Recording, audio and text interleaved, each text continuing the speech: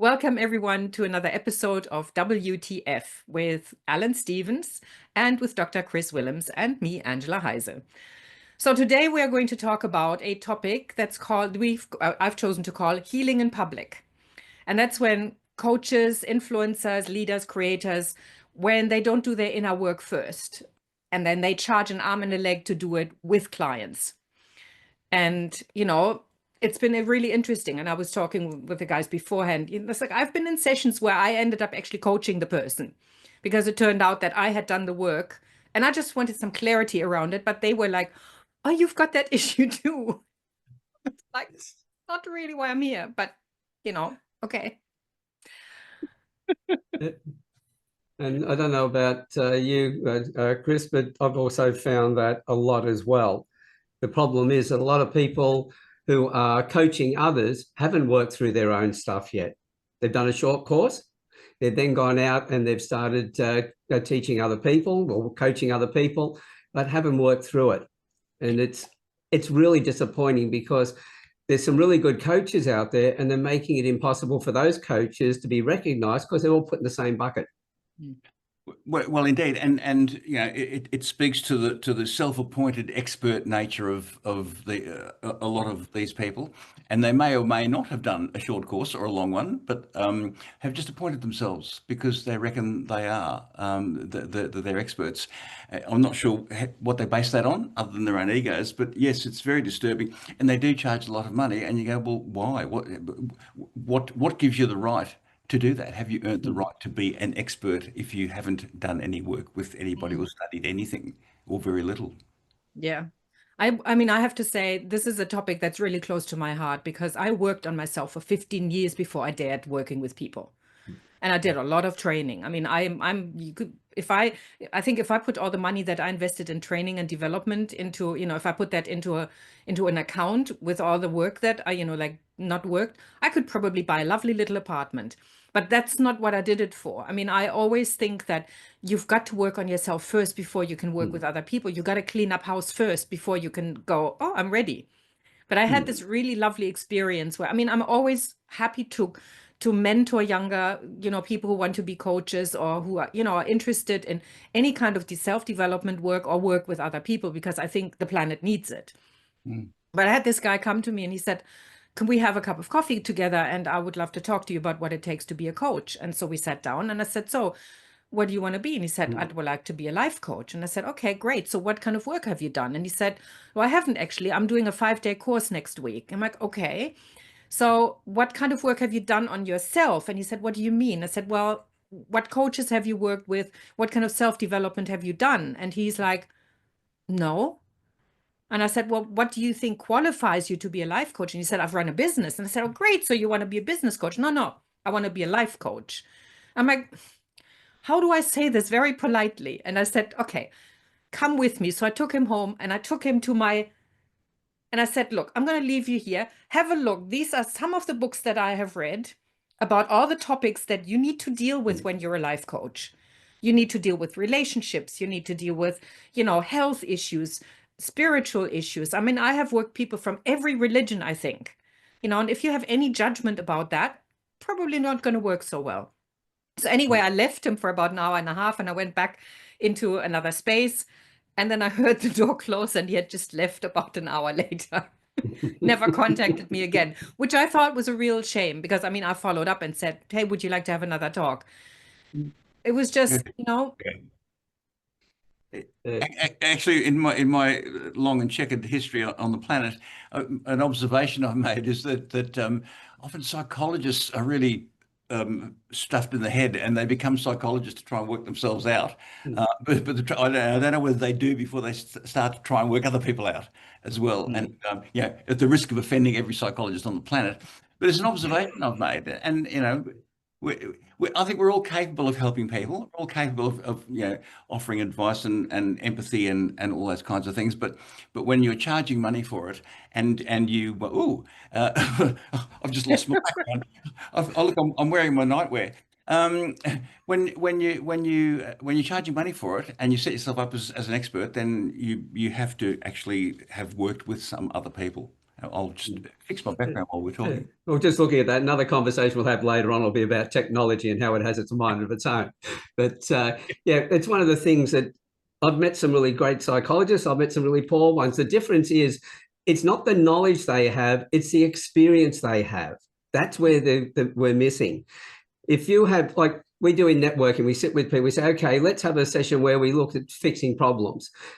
And if you've been through that problem, tell people what you did and how you've found a solution. If you didn't, then ask, well, have you tried this? I haven't been through that, but I've tried this. A lot of the coaches fit into that second category. They haven't been through it. But there's the others who have been through it. We're in the wrong conversation. Don't you love technology? Well, yes, we'll talk about this later on. Yeah. Well, as I say, just because you're paranoid does not mean that technology is not out to get you. I have such a great affection for technology. It's so immensely reliable. Well, I think we'll leave all of this in because I think it's appropriate for WTF. Absolutely. Having the bilious green screen behind me, all of a sudden appearing, oh, maybe it's the gods of psychology giving us a hard time because we're daring to question the entire psychology industry. Or maybe it's saying, thank God you get to the background of this. Take away. That could be it as well. I like that. But yeah, if somebody has experience in it and they can say, well, look, I've been through that and this is what I found. Let's have a look and see if that will work for you. That would be the coaching side. But when somebody says to you, well, I haven't been, what have you tried this? Then you know that if they can't start with giving you some experience, they're just coming from a place of where they've just been regurgitating something. I used to be able to say I got the wife's teeth in, but being single now, I can't use that excuse. It's a case of it's just regurgitating what somebody else has taught them. That is not coaching. That is just taking money for no service whatsoever. That's right. And there is no substitute for experience. No matter how many books one reads, there is no substitute for experience, ultimately. If you've been there and done it, then you're allowed to talk about it, basically. Well, that's the thing is I did say, it's not just the book. You actually have to integrate that and you have to go out and act on it. I remembered I was talking to somebody and I was doing some courses and and this was, supposedly the guru in emotional intelligence. And I talked to somebody who said, oh, is he still lecturing about that? And it was like, yeah, pretty much, because I was really missing that element in what he was teaching. Look, it sounds like I'm really bitter or anything. I'm not. I mean, it's just I really like qualifications, but I don't like not having any qualifications. And I don't like when somebody is theoretically completely overqualified, like people who come out of uni and teach you how to do the marketing for your company, but I've never really worked in an organization. Same thing. There's an ethical level in there. That's what it's all about. It's the ethics of it. Yeah. Because I'm always thinking of the people that they're working with. Yeah. How much damage are they doing if they haven't got that knowledge, they haven't got that experience, they haven't applied things? And the application of things is far more important than just learning about them. Because as I say in teaching, we get shown something, we learn it, then we do it, and then we go out and we teach others. And when we teach others, then we know our stuff. But you only know that if you've actually done it yourself beforehand. Yeah. Yeah. And that's what this comes back to. In all cases, you have to have embodied it in your own neurology to be able to share it with other people. Yes, indeed. And in terms of my own qualifications, I mean, much of my life has been back to front. And instead of getting the qualification, then doing the work, I actually do the work and then get the qualification, because then the work informs the qualification and there's more depth and richness to it.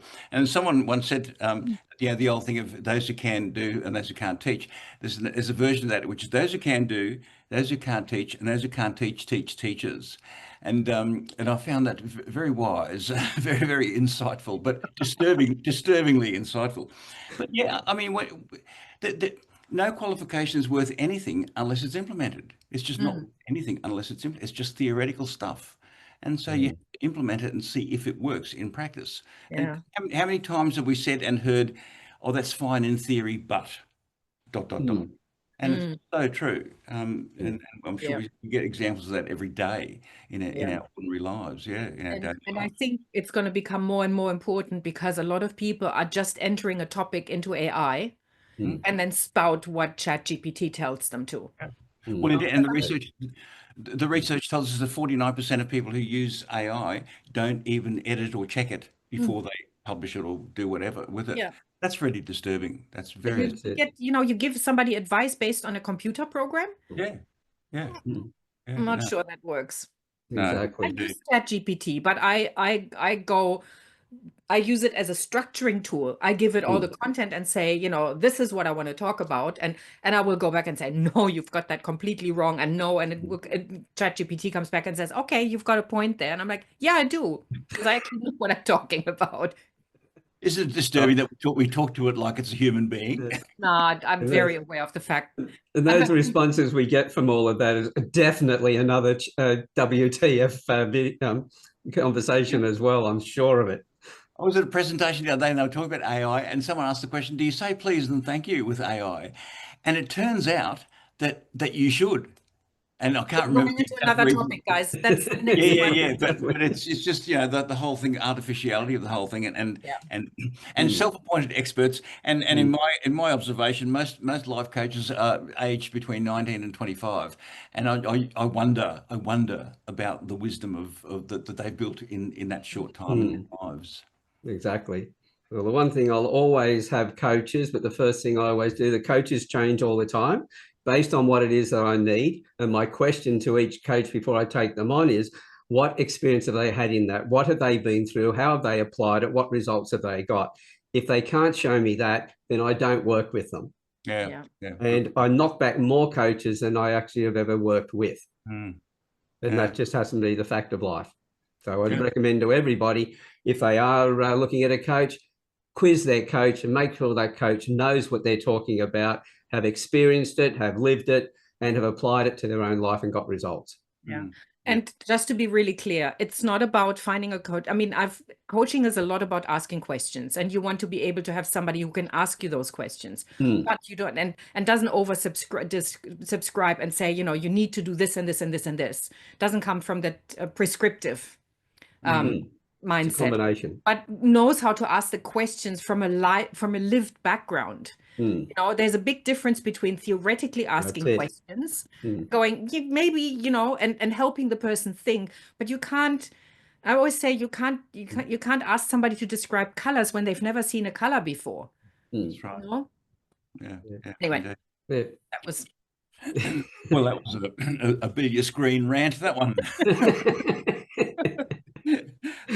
I just really want to make sure that people get the support that they need and they deserve. Exactly. Yes, indeed. And in doing that, building bridges of respect, one conversation at a time. So thank you very much to Angela Heiser and to Alan Stevens. And we will see you next time for another rant. And I hope it's not a Billiards Green one.